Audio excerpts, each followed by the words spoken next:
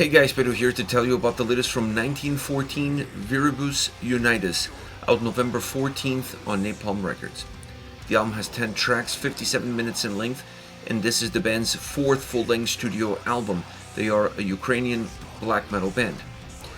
The design of the record is incredibly complete. From the opening intro to the closing track, this album definitely offers a path, a journey through World War I with specific events happening on a year-by-year basis. It's a different format than what we've seen from this band, a little bit more of a concept-driven idea, and better explained and perhaps better demonstrated, not just in how the songs flow from one to the next, but also in the titles and the battles and the choice for each and every single song. It allows you to follow a little bit closer the overall progression, the overall history that surrounds World War I. I really like this aspect of the album. I feel like this is something that they've worked a lot harder on this record than perhaps any of the other albums before. Once you start to see the album develop, you start to see how intro pieces work also really well in setting up the songs, how outro pieces work really well in connecting the end of the stories. It's an album that just comes together in a very mature format as far as the overall track listing is concerned. Once you get into the sound, this is definitely a black metal inspired, a black metal driven record as we would have come to expect from 1914. But I feel like this is a little bit more dynamic, is a little bit richer, a little bit more textured than all the previous albums that they have released. It's an album that you can see a little bit more of other influences peeking through the overall darkness that the album has. You're going to see some orchestral pieces here and there. You're going to find some melodic death metal elements. You're going to find some doom elements, some death metal elements. It's not just a black metal record, even though black metal being the spinal cord of the band definitely impacts the sound, the experience, the atmosphere through and through. One of the aspects of this album that I like a lot is not just how the darkness permeates through the tracks, but rather how that darkness kind of creates almost a crescendo within the songs and within the overall atmosphere. One of the aspects that adds to that darkness or adds to the overall somber nature of this record is the guitar sound.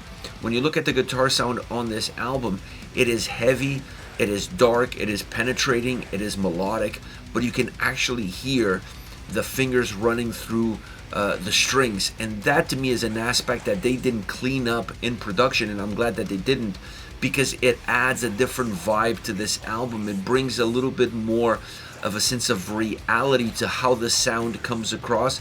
It makes the overall record feel more organic from that standpoint.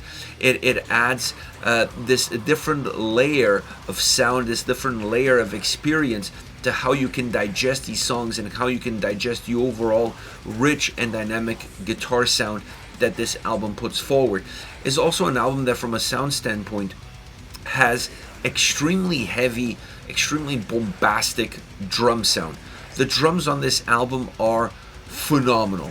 Definitely helping size the songs, definitely helping define what the heaviness of the sound is about, but also helping create a more vivid image of what these battles are all about. The drums almost working as cannons, blasting through these songs and helping you feel a little bit of what it would be to be like in that scene. Like I said, creating a vivid image of the ground shaking and your heart pounding. The drums do a lot of that on this record, and I think it's one of those albums where they were able to capture that essence perhaps better than ever before.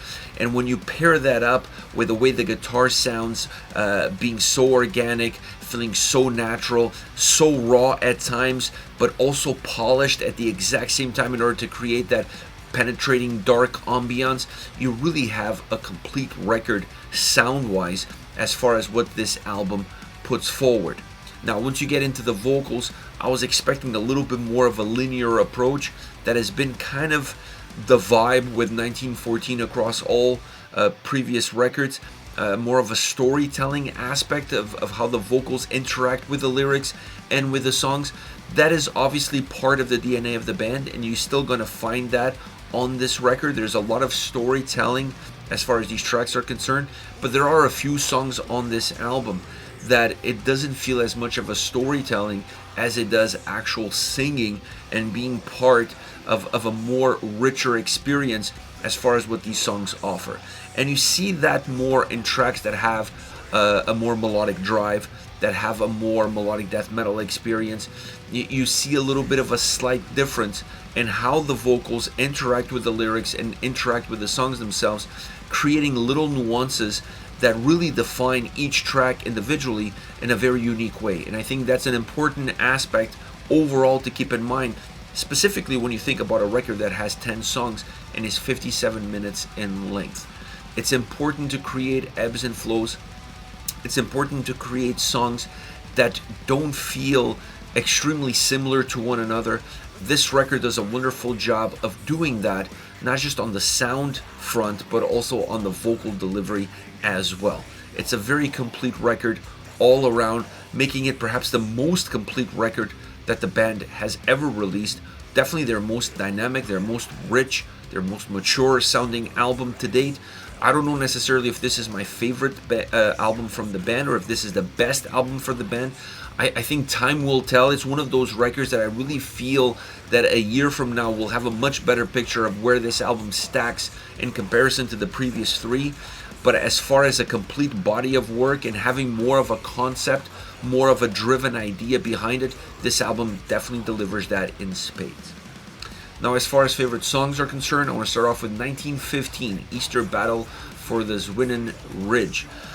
Heavy, massive, demolishing. Talk about placing the listener in the battle itself. You honestly feel like you're there. The drum sound feels like artillery shots flying around, hitting around you. The drums are very powerful and heavy from that standpoint, and then the guitars add heaviness to that same sound, but they also add a sense of darkness to the way the track comes across. So it's very bleak. It's a very bleak feeling song, not necessarily sounding song, but a very bleak feeling song, and really describing perhaps the emotions that you would feel had you been involved in that battle. And you feel that not just on the musical side, but also from a vocal perspective.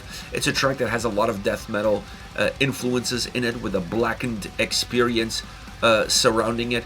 The orchestral pieces that the song have really help set up a more cinematic view of what the song is all about. It also makes it feel a little bit more palpable at times, and definitely creating a much better visual as far as what the lyrical content is concerned.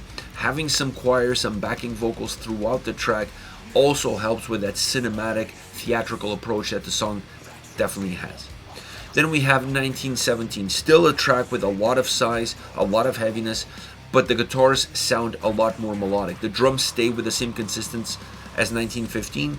It's very heavy, very powerful, but the guitar is definitely more melodic, definitely more driven, definitely more penetrating, allowing them to feel a little bit more mobile, allowing them to feel a little bit more fluid. The vocal approach comes across in this song very connected with the musical backdrop that it has. It really fits well, and it fits well with also the more melodic side of the track. The vocals are not as much of a storyteller narrator style approach. It's more of a musical sense of singing along to the song and matching better the overall melody that the sound already has. It's really a melodic death metal song with a blackened environment surrounding it. The guitars are absolutely phenomenal. That more melodic side of the guitars coming through on this track really helps set it apart. Last but definitely not least, 1918 Part 3. This song features Aaron Steinthorpe, formerly of My Dying Bride, and it's a much doomier song. Now, it doesn't lose heaviness. If you look at the drums on this track, the drums are definitely heavy. So it's a track that doesn't necessarily lose any of its heaviness, but it does feel, it feels different. It sounds different and it feels different. It has more of a doomier vibe, playing really well into the hands of Aaron. Having his vocal delivery on the track brings that more doomier experience to the song as well, creating a much different atmosphere. At times a little bit more open, doomier but open in terms of not feeling like the song is heavy and collapsing upon itself. It's a track that has a lot of moments, a lot of pockets of brightness where the song opens up a little bit, and definitely Aaron's vocals, while bringing a sense of of underlying darkness to the track. They also allow for the song to feel a little bit more open because it's a much different delivery that you get out of him, and that really changes the dynamics of the track, making the song have a doomier experience, a goth experience to a certain degree, but still keeping a lot of its heaviness intact throughout. This is it, 1914 Viribus Unitis, once again out November 14th on Napalm Records. Let me know your thoughts on the band. Hit me up in the comment section, and I'll see you all at the next video. Take care, guys.